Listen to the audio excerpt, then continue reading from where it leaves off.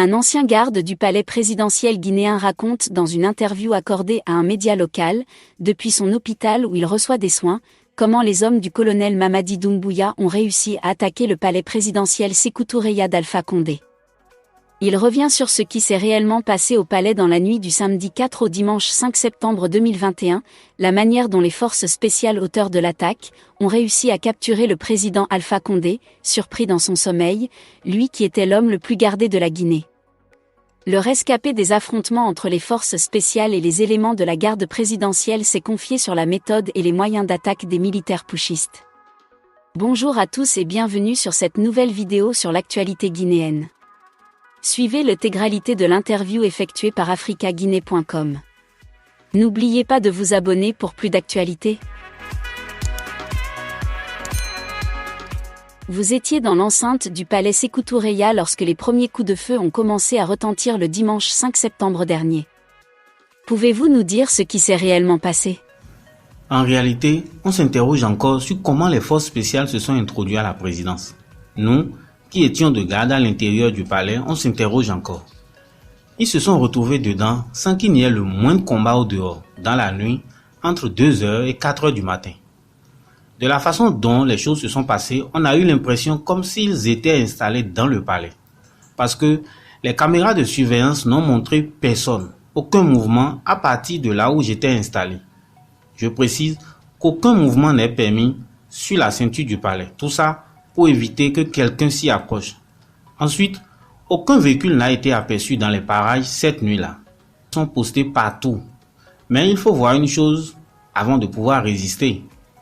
Tous les compartiments du bâtiment qu'ils ont traversés pour se retrouver à l'étage, aucune trace ou mouvement n'a été détecté.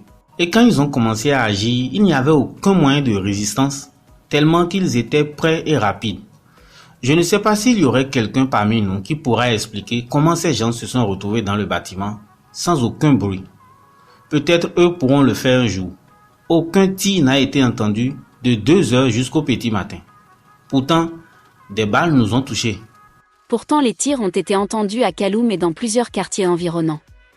En fait, je vous dis que l'attaque réelle a eu lieu entre 2h et 4h du matin à l'intérieur du palais. Ils ont réussi à neutraliser tout le monde dedans, en toute sérénité.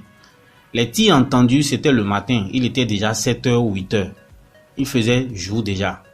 Quand des tirs ont été entendus autour du palais, ils avaient déjà terminé. Il a fallu le matin pour que nos collègues qui n'étaient pas de service se rendent compte que le palais a été attaqué. Ils avaient pris position partout. C'est comme s'ils ont commencé par l'intérieur du palais pour terminer dehors, dans la cour jusqu'aux sentinelles. Ceux qui avaient pris position dans le bâtiment, ils n'étaient pas nombreux. Leur opération ne s'est pas faite du tout du bas vers le haut, comme on pouvait s'y attendre, mais plutôt du haut vers le bas. Pourtant, chacun était à son poste, ce qui sous-entend qu'ils ont réussi à se confondre entre nous, gardes civils et militaires à un moment donné. Moi, par exemple, j'étais dans le grand salon à l'entrée principale. C'est par là que les gens passent pour entrer, si en tout cas ils viennent de l'extérieur. Les autres accès, c'est pour le personnel interne. De là où j'étais, l'ennemi est venu par derrière. Ils ont neutralisé de l'étage au rez-de-chaussée où j'étais. Ensuite, les positions dans la cour. On se demande par quel miracle ils se sont retrouvés dedans. Mais avant qu'ils n'arrivent à votre niveau, vous n'avez pas entendu des bruits ou des cris derrière vous ou quelque part dans le bâtiment qui auraient pu vous pousser à vérifier? Aucun bruit. En fait, si vous êtes de garde, on vous confie un périmètre à surveiller. J'ai juste senti quelque chose de chaud sur l'un de mes bras. Le temps de vérifier de quoi il s'agit, c'est mon épaule qui est encore touchée ensuite à la jambe. Je tente de me lever, impossible, je retombe par terre. J'entends quelqu'un dire derrière moi, « La voie est libre, obstacle écarté, la voie est libre. » Je n'avais pas mon arme en main, elle était posée à côté. Je fais l'inconscient en essayant de prendre une position pour regarder le mouvement. J'ai aperçu une dizaine d'hommes monter et descendre les escaliers. J'ai vu un homme inconscient couché sur les marches aussi. Un homme est venu vers moi, ramasser mon arme. Je ne savais pas qu'ils avaient fini leur opération en haut. À votre avis, il y avait combien de gardes au palais la nuit de l'attaque? Je ne peux pas le savoir parce que chacun ne gère que son couloir. Le reste, tu ne peux pas savoir. Nous-mêmes, ils nous ont interdit de bouger sans autorisation préalable. Nous sommes restés dans cette position jusqu'au petit matin. Je ne pouvais pas imaginer que beaucoup de nos collègues ont été tués parce que les choses sont arrivées au moment où personne ne l'attendait. Il n'y a pas eu une alerte aussi. Habituellement, à certains moments, on nous met en alerte quand les services de renseignement remontent des informations. Ça n'a pas été le cas cette fois-ci. C'est le matin que les assaillants ont fait descendre des collègues blessés pour leur dire d'utiliser leur téléphone pour joindre les gardes restés à la maison et certains de nos responsables et de leur dire qu'il y a une réunion, de venir. Ils ont dit de dire également à certains qu'il y a eu une attaque. Avant que cela n'arrive, ceux qui ont reçu l'information qu'il y a eu une attaque au palais avant de venir ont appelé des renforts. En fait, le renfort direct en cas de situation difficile, ce sont les forces spéciales. D'ailleurs, c'est le dernier recours. Finalement, les renforts qu'on a appelés ont en quelque sorte foncé droit dans la gueule du loup. Ils ne savaient pas que ceux qui nous ont attaqués ont passé la nuit avec nous. Les assaillants sont venus avec toute leur artillerie, y compris des véhicules blindés, pour ceinturer le palais et tout Kaloum. Les quelques agents de la présidence qui sont restés dehors, en les voyant, ont pensé qu'ils sont sauvés. Ils ont cru à l'arrivée des renforts, mais ce sont les mêmes qui ont neutralisé le reste de la garde et barré les voies des camps Samori et Makambo qui sont à quelques minutes de voiture du palais. C'est avec l'arrivée de ces gens que les crépitements de balles ont commencé. Entre-temps, nos amis appelés au téléphone sont venus entrer droit dans la gueule du loup. Ils ont été neutralisés à leur tour. Dites-nous, vous avez joué aux morts pour suivre la scène dans le bâtiment. Comment vous vous êtes rendu compte de ce qui se passait au dehors avec l'arrivée de la colonne de véhicules blindés des forces spéciales? J'ai capté les explications des hommes qui étaient déjà avec nous dans le bâtiment. Ils savouraient déjà leur victoire d'avoir brouillé toutes les pistes après l'attaque. Ils se disaient avec d'autres au téléphone que la situation est sous contrôle. C'est comme s'ils rassuraient une hiérarchie que les forces spéciales ont pris le dessus sur l'ennemi. Entre-temps, des hommes armés jusqu'aux dents sont entrés au palais. Ils ont adressé des félicitations à ceux qui étaient là.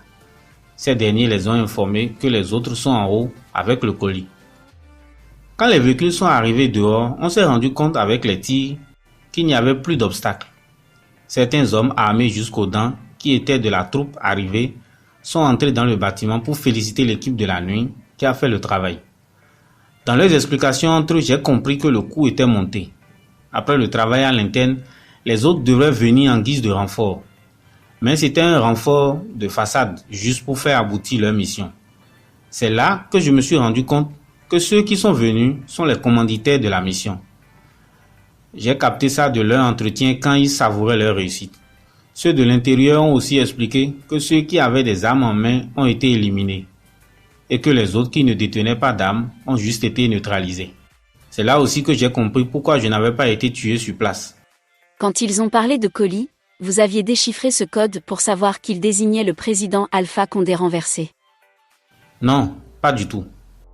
Aviez-vous vu le président Alpha Condé avant l'attaque? Non, je suis loin de la garde rapprochée. Je ne le vois pas souvent à part à certaines occasions de rencontres ou de sorties. Donc le dernier samedi, je ne l'ai pas vu. Nous, c'est la sécurité du bâtiment qui nous incombe. Ce n'est pas la personne du président. Je n'ai pas le droit de monter. Mon travail, c'est en bas. Vous aviez reconnu certains, parmi les assaillants du palais? Je n'ai pas reconnu quelqu'un. Ils étaient tous encagoulés. Et ils n'ont pas duré aussi. Ils ont vite ramassé les corps pour les envoyer je ne sais où. Nous, les blessés, nous avons été envoyés au camp Samori pour les soins. Dans le véhicule qui m'a transporté, nous étions juste 4 blessés pour un début. Là où nous étions admis, quelques temps après, ils ont envoyé d'autres blessés. J'ai reconnu certains visages de nos amis qui n'étaient pas de service ce jour-là, mais qui sont venus juste aux appels téléphoniques. Certains n'ont pas pu supporter et ils sont passés de vie à trépas. Leur corps a été envoyé ailleurs. Comme ça débordait, ils nous ont dit que chacun pouvait partir aussi là où il veut pour aller suivre ses soins. C'est comme ça que j'ai quitté avec l'appui d'un ami pour la clinique où je suis actuellement. Avez-vous été témoin de l'exfiltration du président Alpha Condé du palais Sékou Toureya? Là, je n'ai pas vu. J'ai suivi ça sur les réseaux sociaux mercredi à travers le téléphone d'un proche qui était venu pour me rendre visite à l'hôpital. Je ne sais pas si le président a quitté le palais avant nous ou si c'est nous qui sommes partis en premier. Savez-vous combien de pertes en vies humaines il y a eu en tout lors de ces affrontements? Il n'y a pas eu d'affrontement dedans. C'est une équipe très forte qui est venue neutraliser une autre équipe moins forte. Une légère résistance a eu lieu dehors quand certains de nos amis sont venus. Il était déjà 10 heures. Certains ont pris des balles. Leurs corps ont été ramassés vers les impôts selon ce qu'on m'a soufflé à l'oreille. D'autres ont pris la fuite parce que l'ennemi avait l'avantage d'avoir occupé toutes les positions stratégiques avant. Sur le nombre de pertes, je ne sais pas pour le moment. Chacun avance des chiffres de son côté. Ce n'est pas facile de savoir parce que certains ont succombé sur place, d'autres après, de leurs blessures. Tout ça complique le décompte.